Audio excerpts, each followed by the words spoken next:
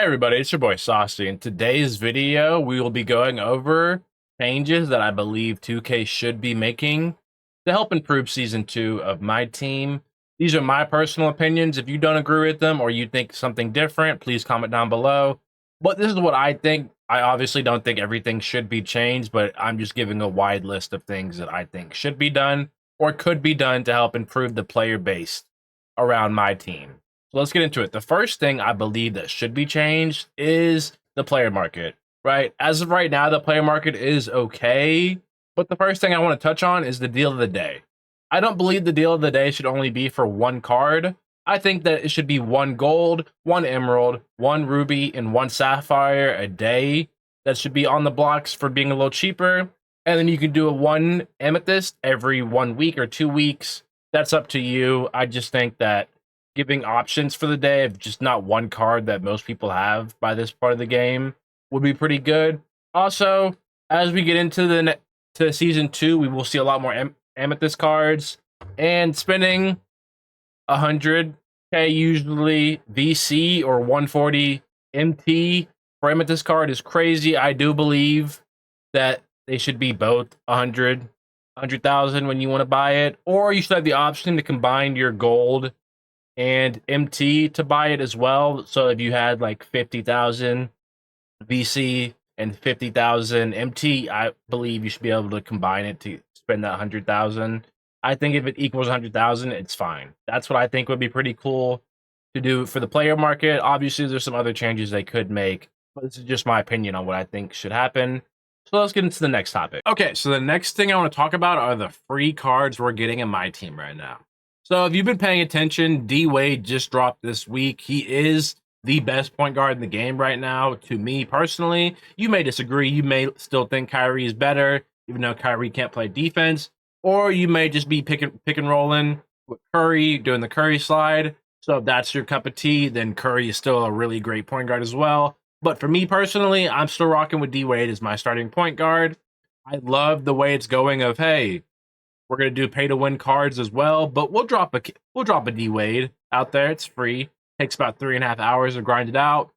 He is one of the best cards in the game already. There was no question about that. So I definitely do think they need to drop a lot more free cards that are worth grinding. I would say if we're gonna drop more free cards, make the grind a little bit longer, so that way you actually have to take the time to actually grind for these cards to make it worth it to you and for 2K saying, hey, if we drop a free card, we don't want to make it so you can get it in an hour. Make it a couple hours so that way you actually have to take time out to get these cards. And you're saving money in the process, right? You just had to buy and use your MT. It was about 100,000 MT to buy the 5 sapphire cards to start it out. And after that, everything else was free through the grinding. Super easy. But the best card that they were able to drop for free, which I need to see more of, is Chris Bosh. The free Chris Bosh, best center, best power forward in the game, had to win 15 triple threat online games to get him. And I definitely do believe that this is going in the right direction, because in a competitive game like 2K, where online play is very huge, having cards like this where you have to go against multiple teams to win so many games in a row, to get a good card like this that not everybody will be able to use or get, is very good for this game. It's going to make the grinding and content people get off of getting this card versus kids that can't get it that much more higher. And I definitely do want to see more of this in the coming future for Season 2. So let's jump into the next topic. Okay, so the next thing we're going to get into is domination. Why is all-time domination on Hall of Fame difficulty? I get that they want to make domination challenging, but Hall of Fame difficulty, the way the CPU is playing this year, they is working. And if you're not good at the game, you are not winning all-time domination and getting all 99 stars against these teams at the highest difficulty, right? I really believe they need to fix all-time domination, because you have to win the game by 15 points to get all 3 stars, right? So I really think it should be treated how we have the skills and challenges on my team of when you play those games and you complete whatever the challenge is, the game's over and you win the game, right? So I believe that in domination all time and current as well, once you go up by the 15, 20 points, whatever it says, the game is over if you want it to be, right? Like how career had the option when you're up by 20 at halftime, you could sim out with your win, or you could continue playing if you really wanted to. Why? I don't know why you would want to continue playing unless you're trying to break a record for something.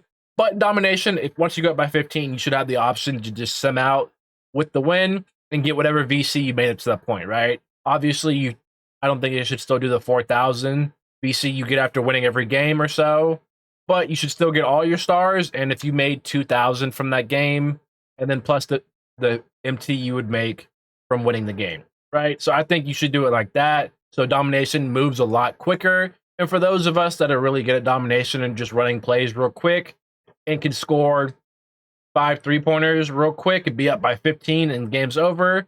So that way we can get to the very end and get all the badges and perks that you get from beating the last 3 teams, which I think would make my team that much better because people would want to play offline modes, especially since next season I believe they're adding another domination one. I don't know. It's probably going to be called historic domination, I believe, if they do it like they did in the last 2K My Teams.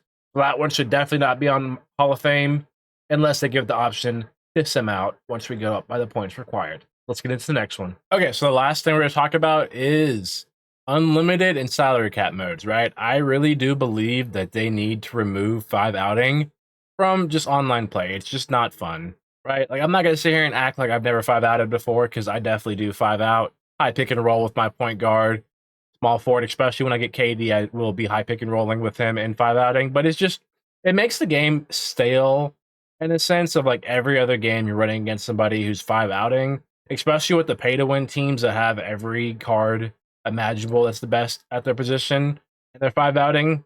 It's just, it makes the game not as fun. It doesn't make it as competitive when everybody's doing the same thing, right?